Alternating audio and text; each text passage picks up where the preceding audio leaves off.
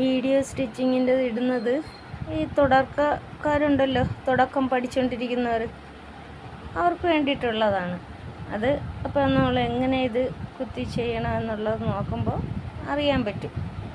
അപ്പോൾ അതുകൊണ്ടാണ് ഇങ്ങനെ ഇടുന്നത്. ചിലർ വന്നിട്ട് എൻ്റെ വീഡിയോയുടെ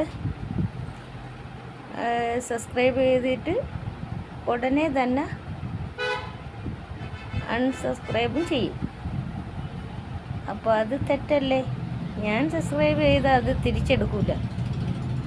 നിങ്ങൾക്ക് ഇഷ്ടമുണ്ടെങ്കിൽ മാത്രം സബ്സ്ക്രൈബ് ചെയ്യുക.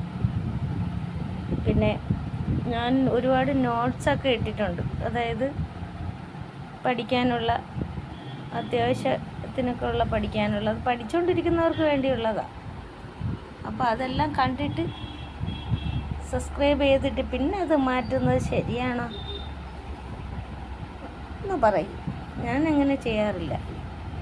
അപ്പോൾ ഞാൻ ഇങ്ങനെ ഇടുന്ന വീഡിയോ തുടക്കം ചെയ്യുന്നവർക്കുള്ള കാര്യത്തിന് വേണ്ടിയാണ് ഞാൻ ഇടുന്നത്.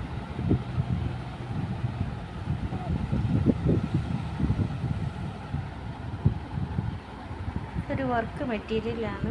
ഇങ്ങനെ കാണുമ്പോൾ വീഡിയോയിൽ എങ്ങനെയെന്ന് അറിഞ്ഞൂടാ. ഇതെല്ലാം സ്റ്റോണെല്ലാം ഉണ്ട്.